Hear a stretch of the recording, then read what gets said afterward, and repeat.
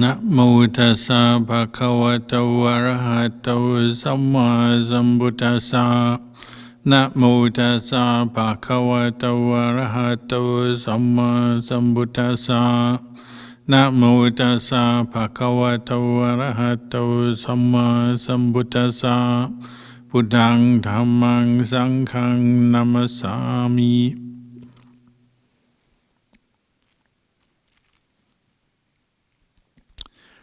Blessings.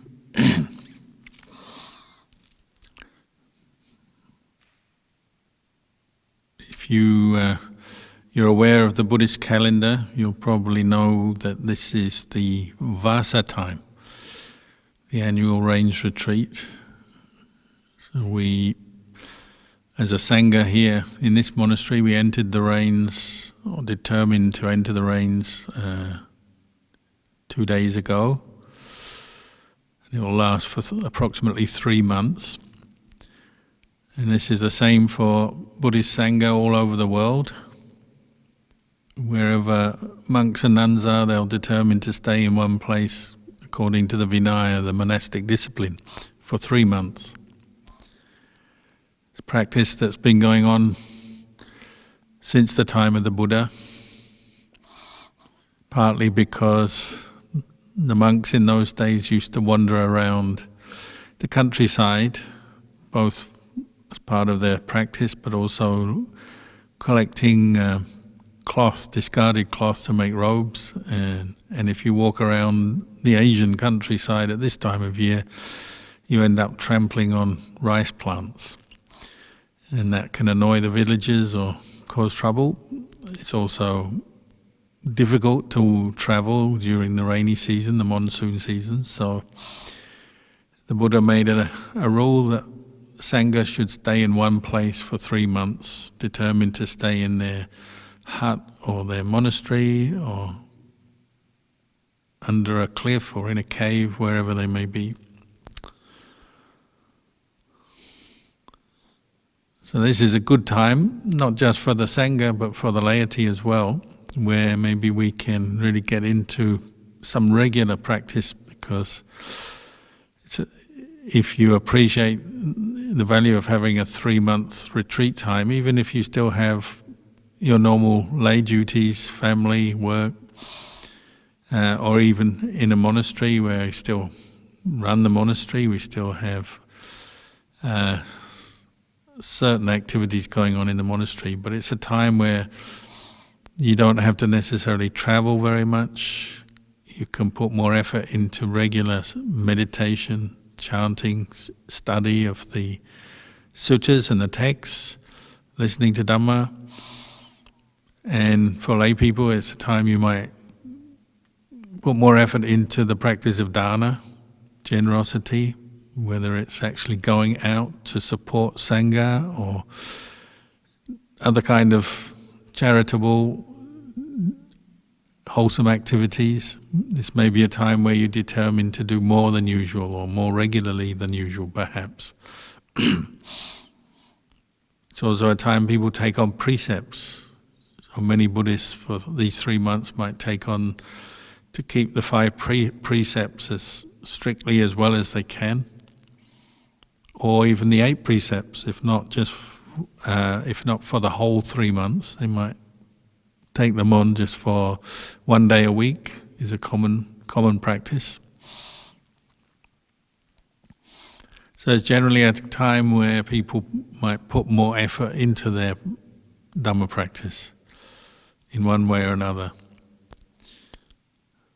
One of the 10 baramis, the Adhitthana barami, it partly means making determinations to do certain practices or take on certain practices to help you in both in your meditation and just in your general development of the Buddhist path, dealing with these things we call the mental defilements, the kilesa, rooted in greed, anger and delusion, which affect us all, affect the mind of the unenlightened person. To deal with the kilesa, often we need a whole variety of techniques, tools, you could even say weapons, Dhamma weapons. And the practice of Adhitthana can help there Sometimes you make a determination. So a very common one is you say, well, for the next 3 months I'm going to get up at a certain time and meditate every morning. If you have to get up to go to work, well, you might set a time where you're going to get up a bit earlier than normal and do some meditation or chanting or both. Or it could be another time of day, but you make a determination, a resolution to do this practice for however many minutes or however long every day for the next 3 months. There's a very typical kind of determination people make. Or to keep precepts, or to do certain practices. And sometimes you can be creative, so people sometimes, they want to give something up, a bad habit. They've noticed a weakness in their behavior and they want to give up cigarettes. Less these days, not that so many people smoke these days, but still some people do. Or some people drink alcohol. This is a time they say, I'm going to give up drinking for 3 months, see if they can achieve that.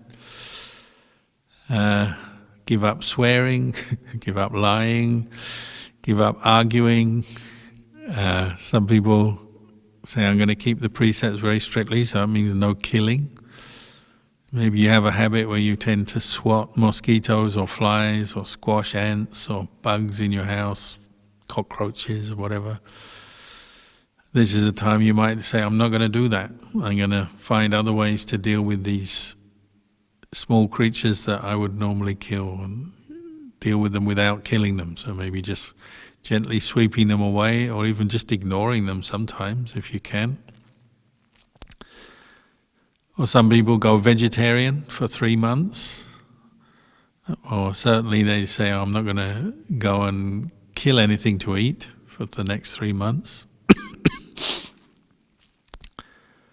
There's all kinds of little rules you can make for yourself if you want. If you see a need in your practice, you've seen something that might help you. It's a good thing to take a few moments, you think about it.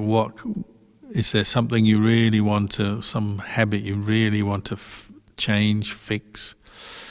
Maybe it's how much you sleep, how much you eat, how much you talk, what you talk about, the way you talk, the way you relate to other people. There's so many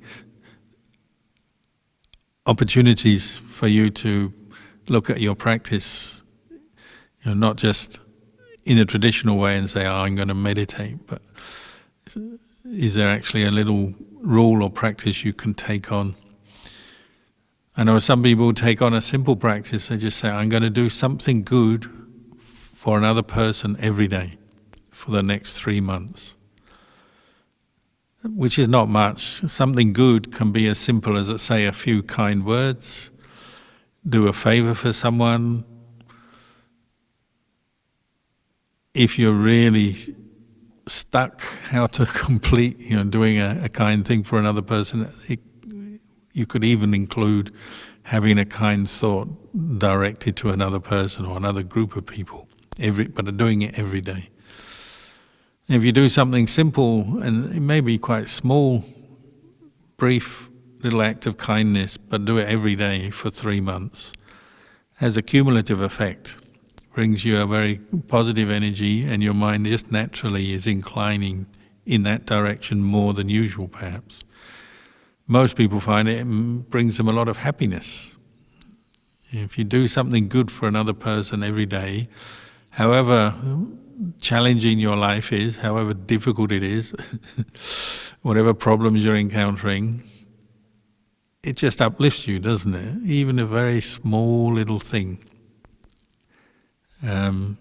Just making yourself maybe speak to somebody in a kind way, something you know is good but you haven't pushed yourself to do before, because often we get very lazy or complacent in life, just follow our habits. Just making that extra effort, and in small ways, can actually have a very powerful effect over time. They say when you make an adhitthana, you want to make an adhitthana, a resolution, a determination to do something that you can do, not to take on too much or be too idealistic. Say I'm not going to get angry for the next 3 months. Well, you can say that, but you probably can't make it happen very easily unless you've already been practicing meditation, mindfulness, and the precepts for a long time. Maybe you can, but most people, they can't just command their anger to disappear, or their greed to disappear, or their jealousy, or their worries. I'm not going to worry at all for 3 months. You can say that now, but you'll probably find after a few weeks you notice, the worries are still there. So you can't be too idealistic and just say, I'm going to do away with something, particularly these mental habits. Not easy to just do away with them. But you may take on something more realistic, something small, that helps take you in that direction. So, say in the case of anger, just doing something kind for another person, at least one kind thing, one kind act, every day will definitely help reduce your tendency to anger if that's something that you're dealing with, it's a problem you have.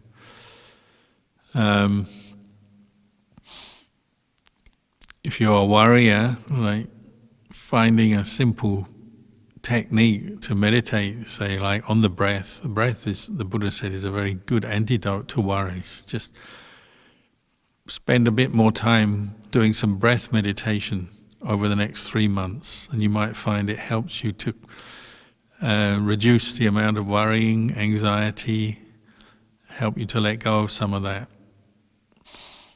So it can be very small, modest things that your targets you're setting, goals you're setting yourself.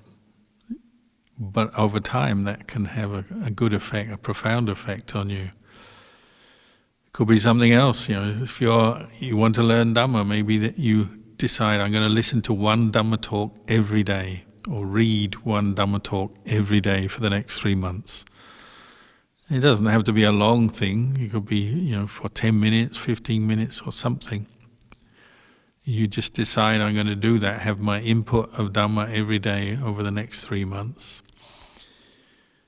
Or if you're more used to chanting, reciting verses like suttas and reflections, maybe you say, this is the time I'm going to learn a chant, one that you haven't learned before. Maybe something you've chanted before, but you're always having to use a book to do it.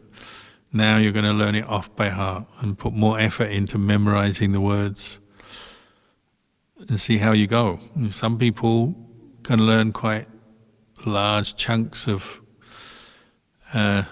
text. So many people I know over the years, for this 3-month period, they determined to learn the Dhammacakkappavattana Sutta, which we tend to chant and read at the beginning of the Vasa, because it was given on the full moon day in July when the Buddha first gave that sutta, that teaching. And some people dedicate themselves to learning it off by heart, by reciting it every day, maybe more than one time a day. And by the end of the 3 months, they've memorized it and they can chant it. And that gives you a certain pride, certain good feeling about what you've done, but in a good way, because you're doing something that supports your practice. And sometimes we need that. We need to boost our practice by setting ourselves tasks or goals that we can achieve, and then you feel good and you feel it was worth it. So don't set the target too high, to be too idealistic. Don't expect to be perfect, because that can be the cause for us to later to turn on ourselves and feel bad if you can't keep up with the resolution you set. If you say, I'm going to meditate 5 hours a day, and you can't achieve that, maybe you can manage 30 minutes, but 5 hours is just too much. Well, then you'll probably feel very disappointed and annoyed with yourself. It's that kind of approach. You don't want to take on or set yourself too much to do if it's really, you're not going to complete it. You'll only maybe weaken your effort, weaken your faith, make yourself unhappy. So try and be realistic in your goals and what you set out to do. And later maybe, if you keep practicing, then maybe your strength of mind comes up. You practice more meditation, maybe you can sit longer or you can walk longer, you can learn those chants, and even the long chants, you maybe learn them off by heart. You can listen to a Dhamma talk without moving or getting up, maybe for a whole hour perhaps. Then as your levels of patience, commitment, willingness to practice improve, you find, well, I can do more. Over time you can gradually try in different ways to extend your practice and do more. So sometimes we have to start off small, in small ways. Practicing dana, generosity, the same. Often people say, well, I have got no money, no funds, no, I can't offer much to the temples or support the Sangha in very much, in any meaningful way. But who knows, maybe you can offer a little bit of food to Sangha sometimes. You go to the temple, make a dish of food and go there and offer that. Even small kinds of generosity, helping people, offer them small things, can bring us some joy. And it's just teaching yourself something, isn't it? When you do something for the Sangha, some small act of service, it can bring you a lot of joy, and it's directing your mind in a good direction, letting go of some possessiveness, stinginess, and so on. You don't necessarily have to do big heroic acts of charity and generosity or sit meditation all night without moving. If you're ready to do that, well, that is a good thing to try. But if you're not ready, don't worry. You can always just try learning to sit meditation for a longer period than you've done before. So if you can sit for 20 minutes, we'll try 30 minutes or try 1 hour and start there, and just slowly and carefully increase what you can do, or try to make yourself increase what you can do, put more effort into your practice in one way or another, rather than trying to leap to the top of the mountain. You know, when you climb a mountain, you can only go up one step at a time. But when we get too idealistic, we're trying to get to the top of the mountain in one leap, and it's impossible, isn't it? And then you just feel silly, or you feel deflated when you realize you can't do what you try to set out to do. A bit like some people come to the monastery and they say, oh, I'm going to become a monk, and I'm going to do it, and I'm going to get enlightened, and within 3 days they've already left. They maybe, they had some nice ideas. It's not that their idea was wrong, but it's just they weren't yet ready for it. The simple thing is they're maybe not yet ready to let go of certain things. Their mind is not peaceful enough, not content enough, not experienced enough. So they come with the idea they're going to get enlightened very quickly and become a monk, and before you know it, and it has happened before, people have come to stay in the monastery, and because there's quite a lot of people here sometimes, the first day or two they are here, I don't even get to speak to them. So that after 3 days I said, where's that guy? And I asked another monk, and he'll say, oh, he's already left. Left before I even got to speak to him. It does happen. So try not to take on too much, but it's a time to see the value of putting more effort into your practice. One of the favorite topics of monks, and possibly the Buddha as well, for talking about how to be successful in the practice, and a very modern one as well, because everyone likes to come and ask monks. They say, oh, how can I be successful in meditation? What do I need to do? Give it to me, or tell me everything I need to do. A bit like, you're just going to start a business, or you're going to do something you want to know every step from start to finish. Well, one of the teachings that the Buddha gave that maybe you could say works here is what they call the Itipada, the roads or pathways to success. There are four aspects of the Dhamma, and these are all qualities that you have to develop in order to train your mind and be successful in removing the mental defilements and pacifying your mind and bringing it to have insight into the truth and be peaceful. So those 4 qualities, the first is what we call chanta or kusala chanda, which means a willingness to practice, or literally you could say a desire to practice. Second is virya, the effort, energy to practice. The third is citta, which means keeping your mind focused, concentrated, interested in the practice. And then the fourth is vimamsa, which is wisdom, reflecting, contemplating what you need to do to be successful in the practice you're doing, in the meditation you're doing. And these 4 qualities, when brought to perfection or completion, not only lead to enlightenment, they'll also give you psychic powers. You might say a bonus. So all those people who like to come and ask us, how can I get psychic powers? If I meditate, will I be able to read minds and fly through the air? Well, this is what you need to do. Iti, the word itibhata, iti sometimes is used to refer to the psychic ability of the mind. But the Buddha was primarily interested in one thing, and that is helping people to be free from suffering. That is the chief purpose of his teachings and the practice. So even though psychic powers or psychic ability and special knowledges can arise when you train the mind, they're not the primary purpose of it. They're not the main aim. The main aim is to free ourselves from suffering of all kinds, and ultimately to reach the unconditioned, to know the mind of the unconditioned. But to practice, you need that first one, kusala chanda. You need to have a willingness, a desire. You have to want to practice. And this is the one time where wanting and desiring is useful in the practice. We hear, as Buddhists, we hear a lot about, desires are the cause of suffering, and I've got to practice until I have no desires. And in one context that's true, but in order to practice, to get beyond desire, you need a certain desire to do that, don't you? You need to have some motivation.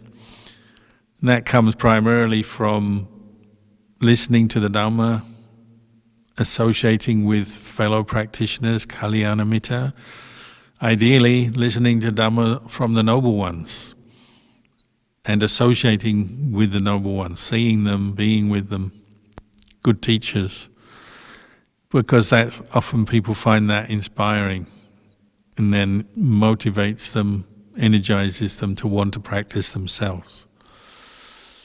Sometimes we also get this motivation from seeing our own suffering. Nobody likes suffering, so sometimes we have those moments when we wake up to our suffering and we say, I just got so much stress, so many problems, so much suffering, there must be a way out of this. And then it leads you to seek to want to practice, whether you're Buddhist or not. If you're not a Buddhist, maybe it leads you to want to find a teacher or find a way to live that will help you reduce your suffering. If you're already a Buddhist, it may lead you to actually start applying the teachings and practicing them, because a lot of Buddhists, as we know, are very kind of Buddhist in name and in belief maybe, but haven't yet begun much practice. The purpose of the Buddhist teachings is to practice, to put them into practice, not just to believe in. A lot of people nowadays, they say, Buddhism is on the decline because the world is so confused, there's so much trouble and suffering, and there's so much technology and comfort. It's very hard to practice. Life is so complex and confusing, it's so difficult to practice, so Buddhism is on the decline. It's very hard to find an enlightened person, and everyone seems to be up to no good. It's hard to find anyone who's wise or moral or peaceful. We like to say that, and often we say, Buddhism is in decline. But actually, Buddhism is not in decline. Buddhism is still as good as ever. The teachings of the Buddha are as wise as ever. The Triple Gem is still a great refuge, the best refuge. The problem is people, whether we're practicing or not. That's more of the issue. Buddhism rises and falls really on the practice and the effort people put into the practice. Ajahn Chah, my teacher, used to say, Buddhism or the teachings and the way of practice, it's come from the enlightened mind of the Buddha. And because these teachings have come from the enlightened mind of the Buddha, they're always clear, they're always showing us the way out of suffering, they're always showing us the way to the unconditioned, to Nibbana. But whether we realize that or practice sincerely for that, that's a different matter. And so he said, Buddhism or the Buddhist religion is a bit like salt. Salt tastes salty, whatever happens. So many people will put salt in their food to make it taste better. But whether you put salt into your food to make it tastier or you don't, salt still tastes salty, because that's the nature of salt. Buddhism is like that. Buddhism, the teachings of the Buddha are always pointing to the truth, pointing to the way out of suffering. They're always good. The Buddhist religion is always good. But whether people practice it sincerely, practice well or not, that's a different matter.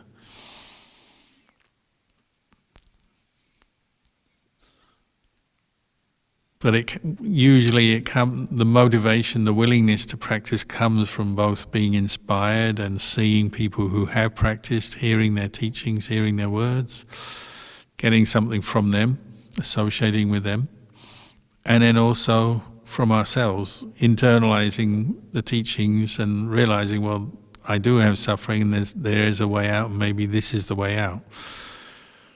Most of us start just on the intellectual level. We think that the Buddhist teachings make sense. We've heard some, listened to them, read them, and they seem to make sense. Even if we haven't actually practiced them fully for ourselves, we don't know yet fully for ourselves, but they make sense. That gives us enough confidence to start practicing dana, keeping precepts, learning to meditate. But you have to have that willingness to do it. If you don't have that, then of course nothing much happens. So one of the biggest obstacles in the beginning is doubt, isn't it? You have doubt in the Buddha, the Dhamma, the Sangha, doubt in teachers, doubt in the way of practice, and then of course doubt in yourself, whether you can do it or not. And if doubt is strong in your mind, then of course the willingness to practice won't really emerge. So we have to recognize that and see doubt as doubt and learn to be skillful and deal with that well. A lot of doubt you can't fully do away with, but at least you can recognize it for what it is and then say, well, that's doubt. Maybe I can't answer those doubts or those questions yet, but I don't need to. I can put them aside. We can't really know for sure about the state of mind of an enlightened one, say, what it actually feels like, what it's like. We can only guess.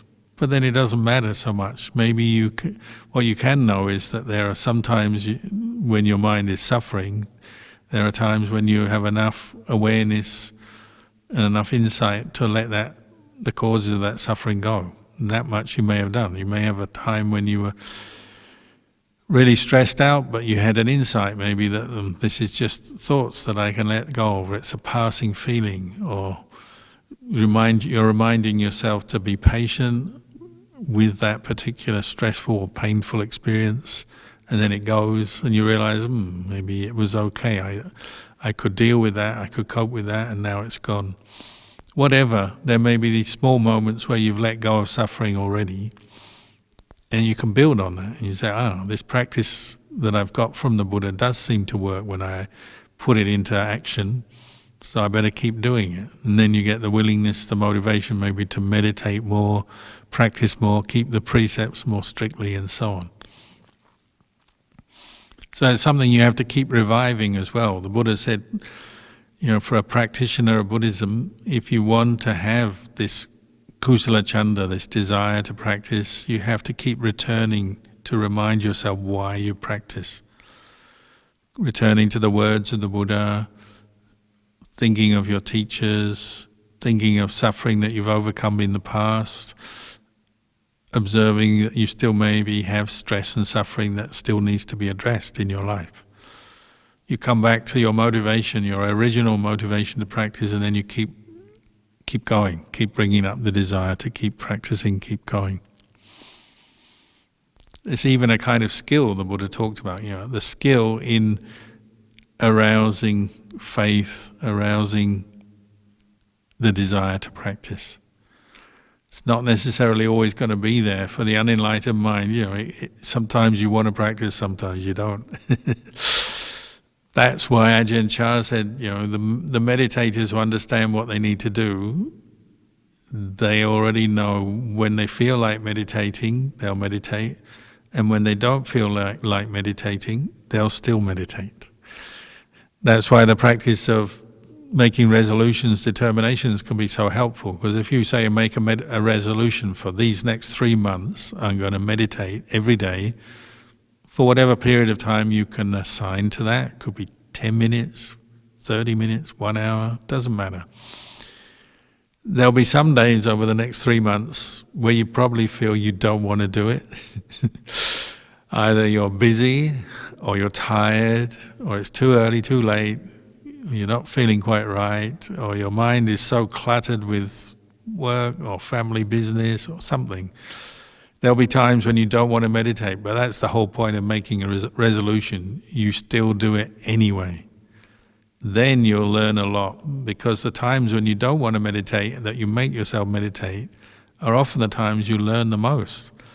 The times when you're not peaceful, but you make the effort to bring up mindfulness, is often the time you really learn a lot, because you learn that whatever is making your mind not peaceful, the anger, the worry, the agitation, the restlessness, the desire for something, if you put effort into being mindful and watch, you'll see, all of that mental agitation, confusion, stress can be overcome. Disappears maybe, or at least gets less. So often at the very moment when you don't want to meditate is the time you should meditate. You learn the most. But you have to find a mechanism that you can do that. So that's why making a resolution will help you. You say, I'm going to get up and meditate every morning, or do it every night, whatever. And then you see how you go, and you'll learn a lot from doing that regular practice. And then you'll probably be pleasantly surprised. There'll be some times when you're not peaceful at all, you don't want to do it, but you sit down, make yourself do it, and at the end you feel quite good. I know I've had that in the past, when I felt terrible, tired, bothered by something, or just pressured by something or other. Don't really want to meditate, because I know it is probably going to be good for me, I do it anyway. And by the end it's kind of, you can let go of all this suffering. When you're caught into your suffering, you can't see suffering as suffering. You can't yet see the first noble truth, dukkha. So you tend not to want to practice, not to look at it. You just want to get away from it, blot it out in some way, or distract yourself from it in some way. But if you make yourself look at it, and that's what meditation is partly doing, then you realize that maybe you can overcome it. And you learn something, and your mind often feels quite good afterwards, pleasantly surprised. So try that, this vasa. Even the days you don't want to meditate, make yourself meditate, and you might also be pleasantly surprised. Having this willingness to practice, this chanda, this desire to practice, immediately that becomes a cause for energy to arise. You make effort. Once you're willing to practice, to meditate, to practice, bring up mindfulness, to keep a precept, to practice some generosity, whatever aspect of the practice it is, once you have a desire to do it, the energy starts to come. You make effort. So the second of these roads or pathways to success, virya, comes from the first, chanda. Doesn't mean to say you always have lots of energy or that it will last very long, but it generally one thing leads to another. You meet a teacher or listen to a teaching, you often get energized by that, don't you? You get the inspiration and you want to try and meditate more and try practicing more. You're more willing to be patient with the difficulties once you've got some desire, some inspiration. So that's why also it's good to associate with fellow Dhamma practitioners. Even online, you come online, a Zoom session like this, or going out to meet fellow practitioners, go to a meditation class, go and do some charity work, voluntary work together, do some dana together, and ideally associating with teachers, those who have practiced and realized the Dhamma, or at least have realized some of the Dhamma. That can be very inspiring and energizing, because you see them, how they've learned to practice and bring up effort, energy in their practice, and then you can follow suit. Someone was asking to me today about the role of a teacher, and how, when I first became a monk, I went to live with Ajahn Chah, and had Ajahn Chah, even though he was ill, but he was still alive, had him as an inspiration. And in those days, in northeast Thailand, the monasteries were still quite poor and undeveloped. So there's no electricity, no vehicles. So if I wanted to go and see Ajahn Chah, if I was staying at the International Forest Monastery, I had to walk 2 hours to go and see Ajahn Chah. But you're willing to do it because it was worth it. You go and see the teacher, even just seeing the teacher already boosts your mind, gives you some energy, a good feeling, and gives meaning, gives value to the things that teacher has said, especially if you walked for a couple of hours to get that teaching. Maybe that's one drawback with internet and digital technology. It's good that we have a lot of teachings at the push of a button, even teachings from Ajahn Chah, the Buddha, and many enlightened teachers are quite easily available.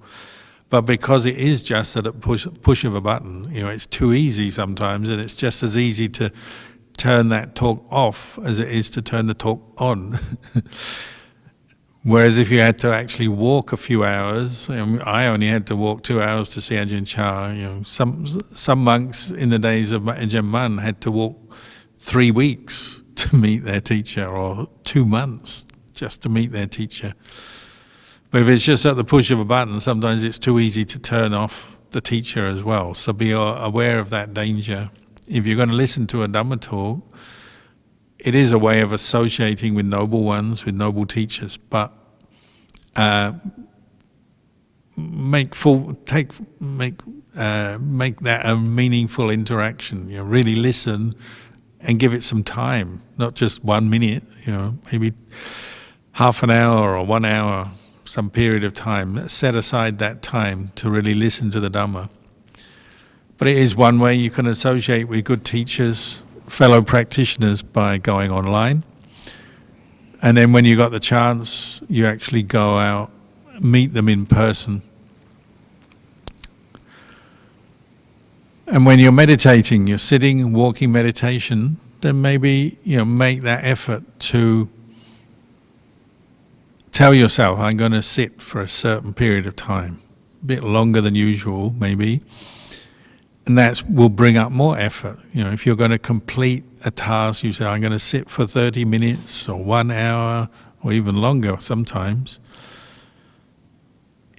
In order to complete that task you set yourself, whether you're peaceful or not is one thing, but if you're trying to complete that task, it will take effort, and it will mean you have to keep bringing up effort until you've completed the time.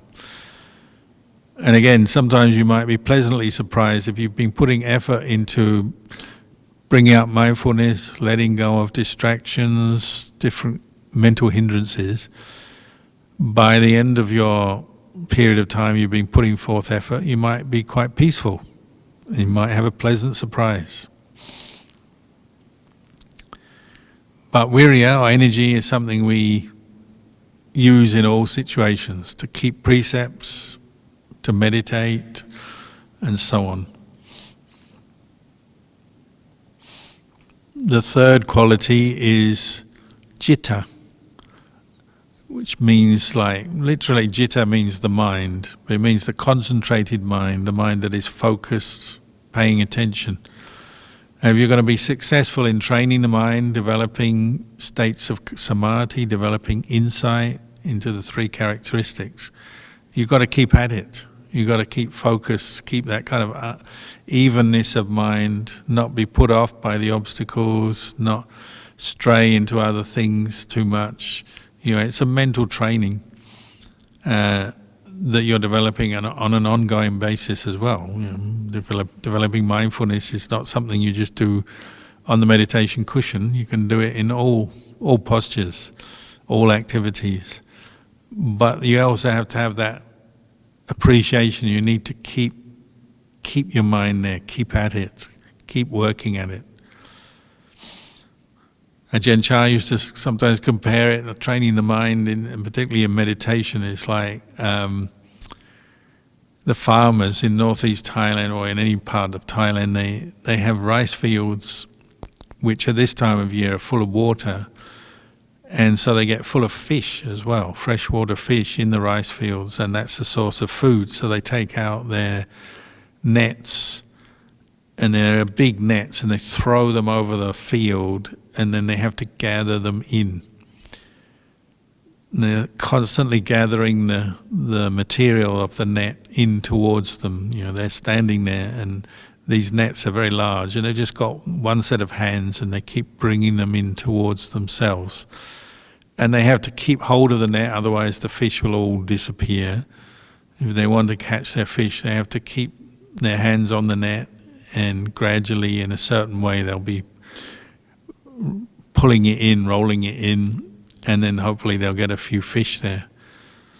Your mind is like that. If you really want to train the mind, you have to keep bringing the mind back to the body, to the present moment, to the breath, and keep reflecting, contemplating impermanence, for example. You have to keep doing that and kind of gathering your mental energy inwards into one place in order to see the truth. If you're always letting your mind wander off, following its emotions, happy, sad, angry, bored, excited, worried, the mind, under the influence of all these different kinds of hindrances, the mind is always dispersing, going outwards in all directions, and very scattered, it gets very tired. Training of the mind is the opposite. We're learning to gather our mental energy inwards and keep it where we want it, directing it to where we want. The last of these qualities, the road to success, is vimamsa. It means just wisdom, reflective wisdom, using your intelligence to consider and reflect on what you're doing as you meditate. Sometimes we have to do that. Sometimes during the meditation, quite often afterwards. If you do a meditation for a period of time, afterwards think about it. What did I do? What happened? What went well? What went badly? What was the nature of my effort today? Did I have any real desire to practice today? Did I make much effort, or was I just kind of sitting there letting the clock tick down, not really trying very hard at all? Was I full of a particular emotion? Was I really anxious today or really angry? What was going on? We have to learn to reflect, review on our practice, but then also to use wisdom to look for ways to improve. What do I need to do differently maybe? What can I learn from this? Can I improve my effort? And then ultimately, as we become more mindful and paying attention better, observing things more closely, then the wisdom of just knowing the true nature of phenomena. This body, this mind is constantly changing. It's impermanent. As we chant, sabbe sankhara anicca, all things are impermanent. That's something you have to keep observing. And then you become familiar with these characteristics. Your thoughts are impermanent. They arise, pass away, feelings, sensations in the body and in the mind arise and pass away. You're directing your wisdom to know these simple characteristics, but from that you get a lot of insight, and it helps you to let go of a lot of delusion. What's impermanent is unsatisfactory, is dukkha, we say. It's subject to degeneration, doesn't last, therefore cannot be the source of lasting happiness. That's something you have to observe and know. It's not something you just believe, it's something you observe or witness. What is impermanent, unsatisfactory, is it correct to take it as self? Can you really say this body is a self, something that I own, I control, I make do what I want, look how I want, feel how I want, do what I want? Your mind the same. Can I make my mind be how I want? If this mind is my mind, if it really is, as we deludedly think, we identify with all our thoughts and emotions, say this is me, I feel this way, I feel that way. If it's true that it's really you, you should be able to make your mind exactly how you want. Have a nice, pleasant state of mind all day, all night. Never feel irritated, never feel depressed, never feel this way, that way. Always feel perfectly peaceful. If it's really yours, you should be able to do that. It's not. It's a conditioned thing. That's what you're becoming aware of through reflection. So these four qualities we call the roads to success. The wholesome desire to practice, the effort, the energy, the concentration and the focus, and then the reflective power of the mind. All of these four things working together help us to train the mind. So for this 3-month period of the Vasa, the Range Retreat, I wish you to have lots of these qualities and lots of energy to practice. So maybe I'll leave the talk here, just say this much for now, and afterwards there'll be a chance if you have any questions. I'll try to answer them for you.